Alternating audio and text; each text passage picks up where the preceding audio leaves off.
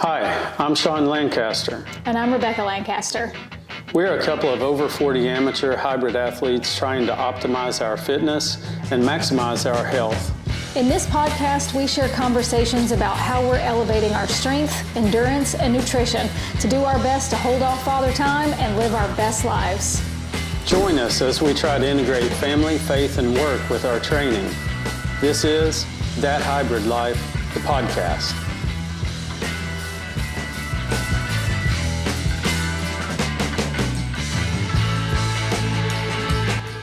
In this episode, we share memories from Sean's first triathlon at the River Cities Triathlon in Shreveport, Louisiana. Thanks for tuning in. That Hybrid Life, the podcast, is brought to you by Lancaster Advanced Nutrition, performance supplements specifically formulated for hybrid athletes with a focus on recovery. If you're looking to train hard and recover harder, head over to lansups.com. Use code LAN15, LAN15, for 15% off your first order. Now on with the podcast. This podcast is for entertainment purposes only. The information presented is not to be interpreted as medical advice. So here we are at episode 2. Yes, so last episode, you'd survived the 5K. Our marriage survived the 5K. Most importantly, our marriage survived the 5K. Yeah. And we were prepping for the River Cities Triathlon in August. Yeah, we'd already signed up, and that was kind of part of my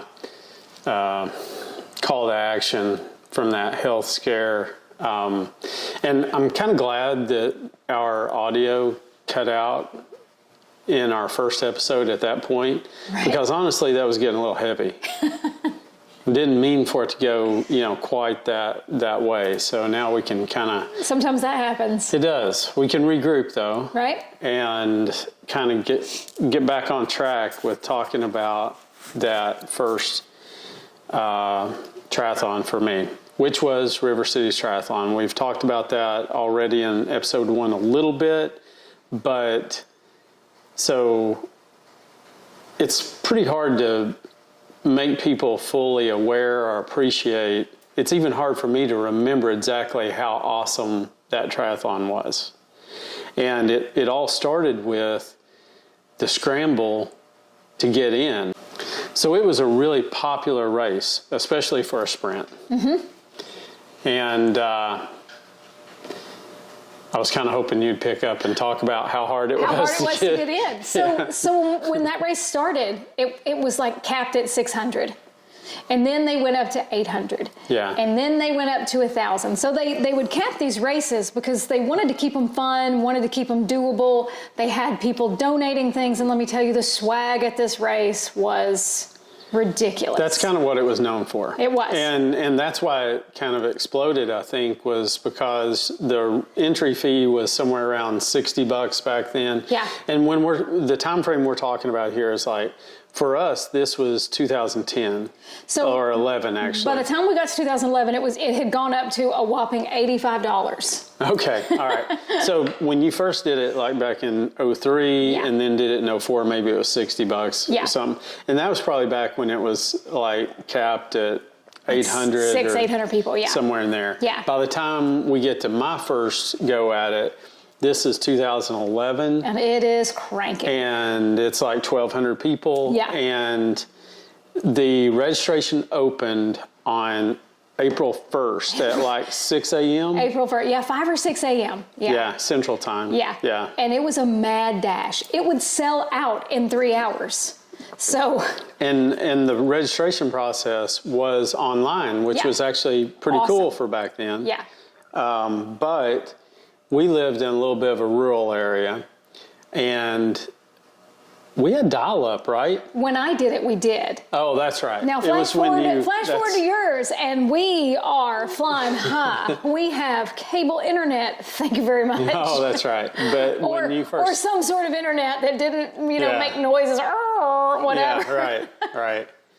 But it was a big deal because it had become a family event for us. Yeah. And so we're talking about setting alarms, everybody getting on, trying to get in, trying to make sure everyone can get in, because it was that popular. It's only fun if we all go. Right. It was me and you and our son Ben and my brother and my cousin, and eventually his son was racing. So there are like six or seven of us, and my mom and dad would travel into town. Did you say your brother Robert? Yeah. He did it. Yeah, most of those years. Yeah, so we would all try to sign up, and as soon as we get it, we're emailing the other one going, I'm in. So it was wild trying to get in. Yeah. So we signed up April 1st to do a race in August, so you've committed to something. Right, and of 4 course, months in advance. Yeah, and I knew that I needed to train, and so that I don't even remember. I don't know if we had a plan back then. I think it was just kind of a try to swim this many times, try to get in this many runs, try to get on the bike. And I know we had. I got a bike from your little brother. He was in the bike business back then. And we built up a kind of, whatever parts we could find in his garage and bought a used frame and that kind of thing. Put together a bike. We had a couple of trainers, but I mean, these were not like your smart trainers today. No. You had that just totally evil hydraulic trainer. It was pretty amazing. Big blue. Right. It weighed like 80 pounds. Yep. I mean, you could get in some deadlifts just moving that thing around. Yep. And it would get harder the faster you pedaled, the harder it got. It's like it put you on a hill. Right, all the time. All the time. And so I did not have that. I had a little bit newer generation trainer but it was like just a friction kind of trainer. So we rode that. We rode outside some. But the swim was the issue for me. Yeah. Because I was a very, very poor swimmer. Didn't realize how bad of a swimmer I was.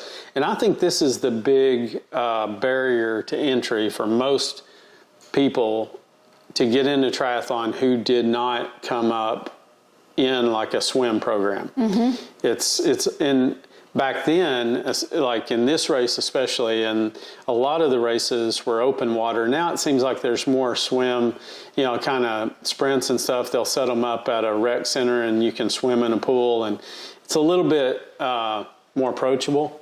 Mm-hmm. But back then, almost all the swims were open water. Yeah. And wave start.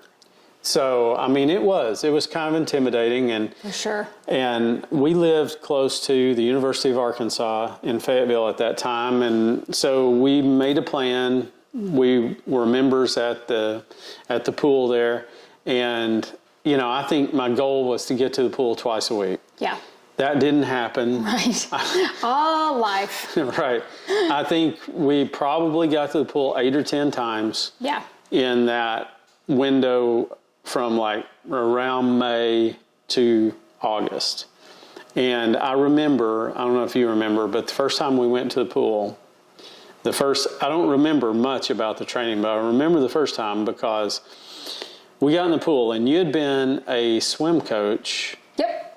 So you knew a little bit about swim. I grew up swim training and swim coaching. I grew up swimming. I lifeguarded, and I got to be on deck and help out with a local swim team. The local swim club. Mm-hmm. Yeah. Working for a guy who is actually a really good swim coach. He is. Carl All. Great guy. Yeah. So anyway, you knew how to teach swimming, but I don't know that you were prepared for how bad of a swimmer I was. Well, I just took for granted everybody I knew how to swim, and that's just because we had this summer pool when I grew up in Louisiana. And one summer, my mom and dad scraped together the money that we could go be members at the pool. And if you were members at the pool, you got to go to swim team. And the best part about swim team is, they shut the pool down in the middle of the day for swim team. So it's summer in Louisiana. Hello, if you want to go to the pool, you join the swim team. So some of it was, a little social. You're supposed to be stroking whatever, you're side stroking, talking to somebody. So it wasn't that I was a super serious swimmer, But I was serious enough. My older brother was a really good backstroker. Yeah, We didn't you miss learned a practice. you learned the fundamentals. We did. I still look like I'm possibly having some sort of episode when I try to butterfly. Well, but everything else, I'm good. Well, your freestyle is really, you have good form, and It's efficient. I can you're breathe really to both efficient, sides. and you're, it's just technically sound. Yeah. And so so anyway, that kind of sets the stage. We get in the water, and of course I'm, from backwoods Arkansas, only had swam in creeks, rivers, and lakes, and it was only to get from, wherever to the bank. Yeah. And so I remember I did 25. They had it set up for short course, so it was set up 25 yards. Swam 25 yards, and I was blasted. I had to hold on to the end, to the side of the pool, and rest. Yeah. And I remember thinking to myself, and I'd already done the math. So I knew, I've done the math. I knew how many of those I was going to have to do in this race. So River Cities, the swim it's a half-mile swim, which is kind of long for a sprint. It really is. And that's roughly 880 yards. Mm-hmm. If you swim as crooked as I do, that could be as many as 1,000. So I had in my mind that I had to do 1,000, yards. Mm-hmm. So, and I did one length of it, and I'm done. I mean, that's how bad. That's where I was starting, and yeah, I don't know what you thought, but I thought this may not happen. Well, it may be over right there. If we learned anything from our 5K story, Yeah, it's that we are different. We plan different, and we execute that plan different. So I'm a recovering pessimist, and I'm not as far. Back then, I was not as far along in my recovery, and so I immediately was thinking this was maybe over before it ever started. But I kept coming back on faith. You were super determined, though, and if that's and honest to goodness, if that's how you felt about it, it didn't show. Just like you joking that there was a 10% chance you might die. I thought you were being funny. Yeah. So I never really thought you weren't going to be able to do it. I never thought that it wasn't going to happen. I thought, okay, so he's used to swim with his head above the water, and he kicks a lot. I mean, you kicked a lot. I'm like, we just gotta get that fixed and get him a little more economical. I just couldn't breathe. Yeah. And my head position was all wrong. My legs were way low. It was like I was, dragging myself through the water. It was just terrible. And I'm a little bit better swimmer. I'm basically a mediocre swimmer now, which is miles. High praise. Yeah. From where I started. But I will say on that whole 10% chance I thought I was going to drown thing, I need to qualify that. I thought there was a 10% chance I would have to be pulled out. Anyway. So we train, we get you swimming. Yeah. You're confident enough to get in the water. Yeah, I do remember my goal on those early workouts was to work up to where I could do 500. And then I'm pretty sure by the time we got to the week of the race, I was doing workouts that were about 1,200. Yeah. Which is sad. It's not sad. That's a really good workout. For anybody that can't swim and is trying to come to it as an adult, I'll just say that's where I started. I was doing workouts that were about 1,200. I went and swam a half mile. Now, when we talk about the race, it wasn't a great swim. It was not, but I got through it. So, okay, so just to recap, River Cities, a longish kind of sprint, half-mile swim, 18.6 mile bike, and a 5K run. First Sunday in August, though. Yes. In Shreveport, Louisiana. Yes. And it's always hot. Yes. It's always humid. And it's in a lake in Louisiana in the summer. Yes. So let's jump forward to race day. Okay. And this is something that I learned right quick, is that the race actually starts at the hotel. Well, yeah. So this park that they have it in, again, things have changed, but the park didn't open until 7 a.m. Mm-hmm. And so the race started at like 8:30. Yeah. 8 or 8:30. I think transition closed at 8. Yeah. Yeah, so it was kind of tight. You have to get in, get parked, get walked, whatever. So when you're pulling up, because it doesn't open, the cars start to back up. So yeah, the race starts at the hotel because you got to get in line so that you can get into the park, so that the guy can wave you through so you can get parked and get your stuff off the car and off the bike. Because 7 o'clock is not when you get in. 7 o'clock is when they open the gates. So yes, the race starts at the hotel. It's about 30-40 minutes usually from the hotel to the camp, out to this park where it's at. To the state park, And so, and you know who all's going.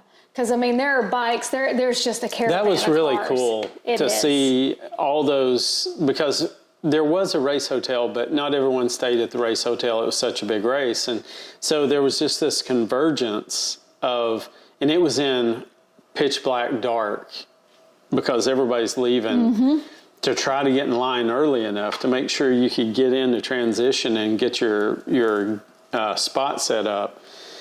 Yeah, that was really something, and you kind of knew when you rolled up, there was a point outside the park, like we would gauge it. If we got over this one little hill, we knew we were in good shape. Yep. But there were a couple of years that we did it and we got stuck, back even further. I mean, the traffic backed up for probably, a couple of miles. But this is such a well-run race, even though it backed up and even though that made me anxious and it made you anxious and it really made our son anxious when he was racing.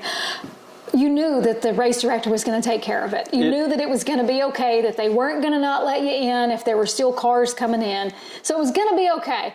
So when we got set back in the line or farther than where we were from, they took care of everybody. We all reassured each other, it's going to be okay. It's going to be good. It's going to be good. It's going to be a good day. But you wake up so torqued. Yeah. And so ready to go. And then it's a 30-minute drive and then a wait or, and you could hear a pin drop in the car on those car rides. We do things a little different now. Yeah. Back then and hey, on the race. So this was 2011. It was like the 30th year that they had done it, or maybe 29th or whatever. I think 30th. By the way, this is the shirt I was talking about in the last episode. Established 81. I know that might be a typo, but I love this shirt. It's like my favorite. It may be 81. I may be wrong. Well, I don't know, but they'd been running Sports Spectrum, one of, if not the best triathlon shops in America, Shreveport, Louisiana, run by Matt Brown. He has sold it.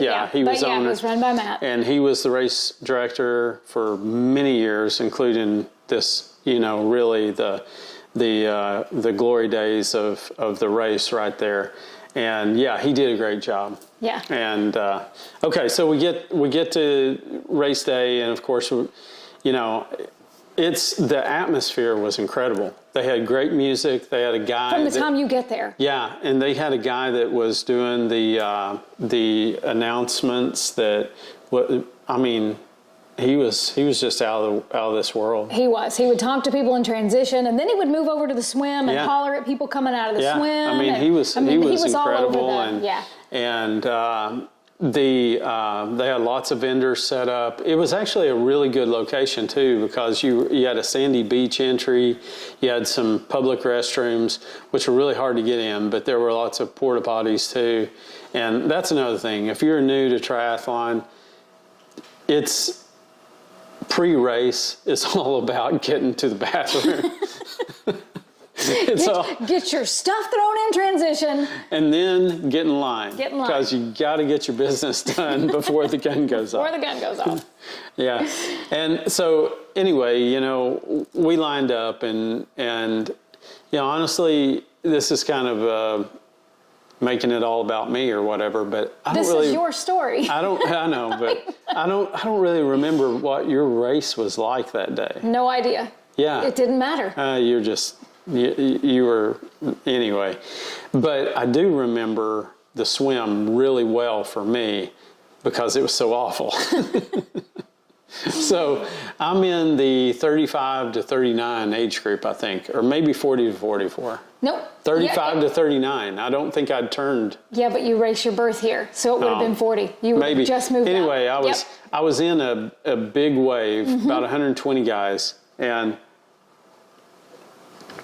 it was not dark when we went off, which was kind of nice because that race was a little bit later. Now races start in the dark so much. I'm not crazy about it. Don't love but it. the water was so murky, you couldn't see your hand out in front of you anyway. But I do remember the water was pretty darn warm, and that was kind of surprising.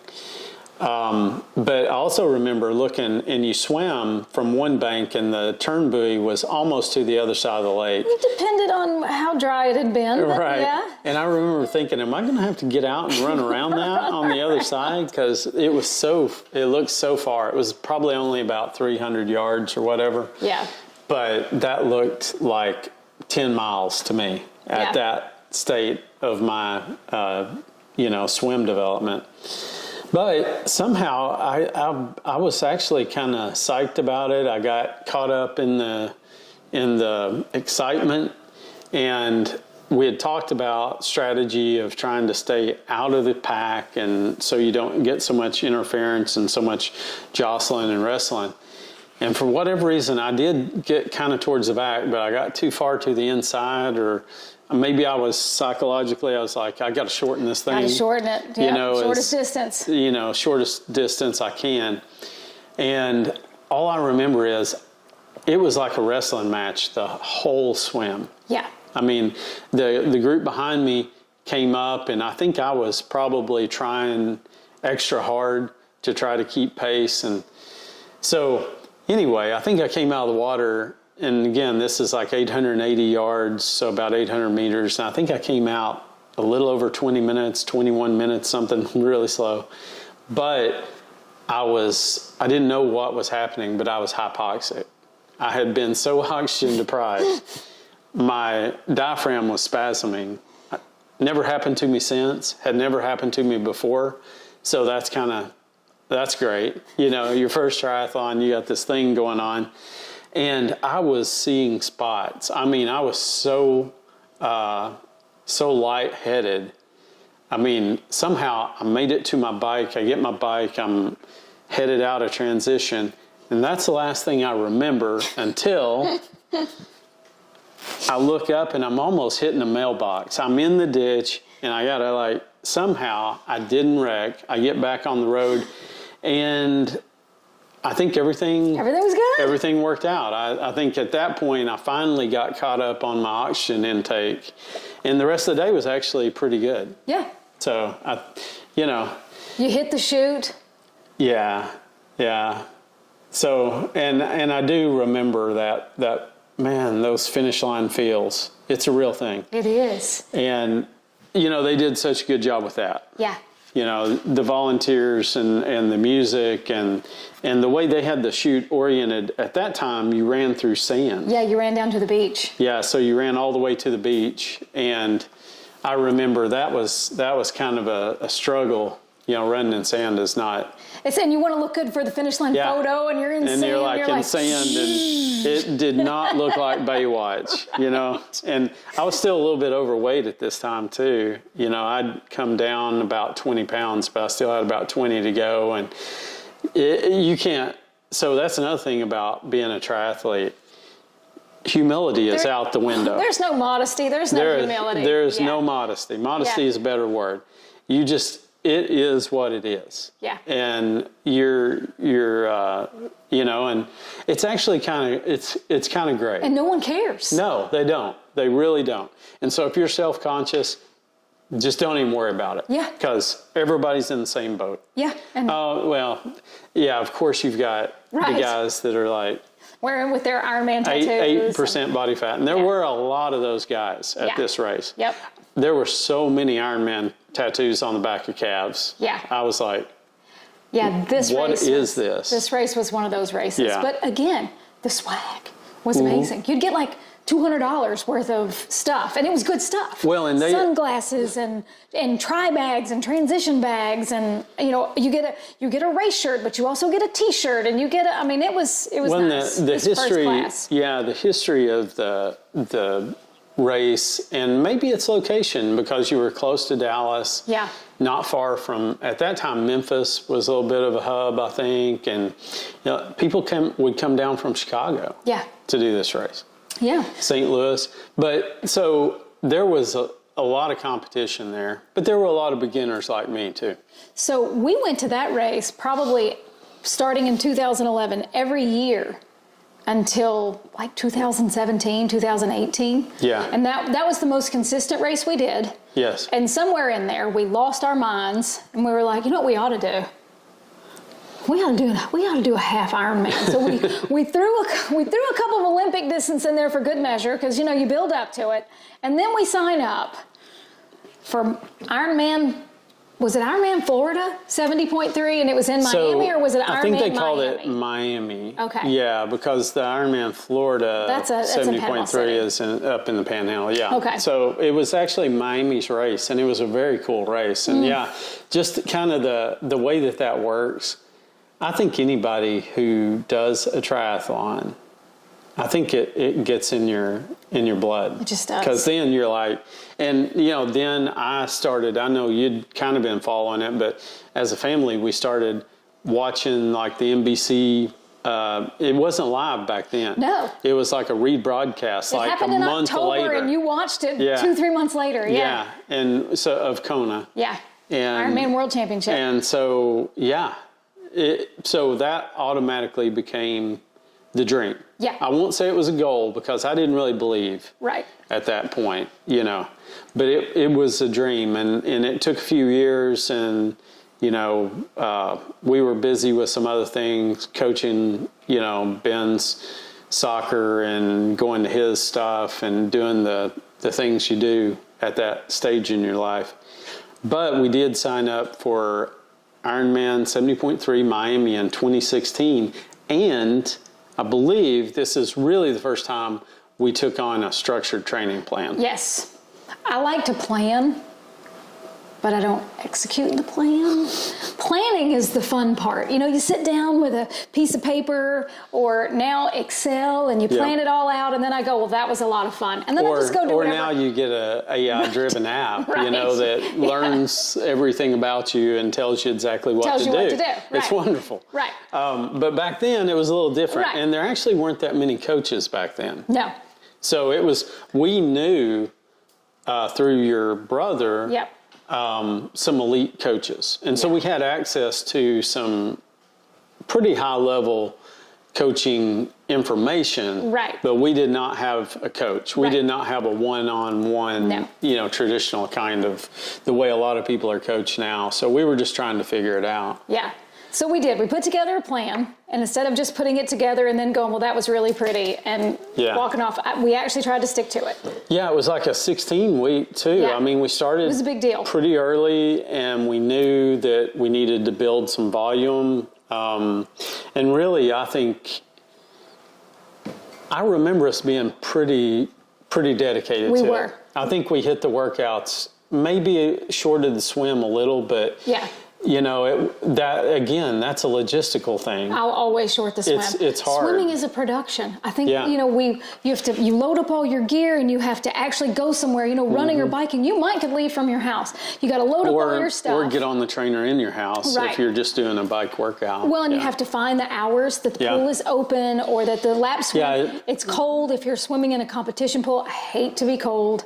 It's like 78 degrees, and I have naturally curly hair, folks. That you don't just get out and return to your day. It requires a lot. You're in there with all the super dedicated people too. Yeah. So I mean, it can be crowded. Yeah. And getting in a lane, finding a lane, sometimes it just really was a difficult thing to work out. So it's natural. You've been listening to That Hybrid Life, the podcast. Thanks for joining us. Tune in next time for episode 3, where we will talk about our first Ironman 70.3 races and the paradigm shift that followed. It's going to be a great conversation.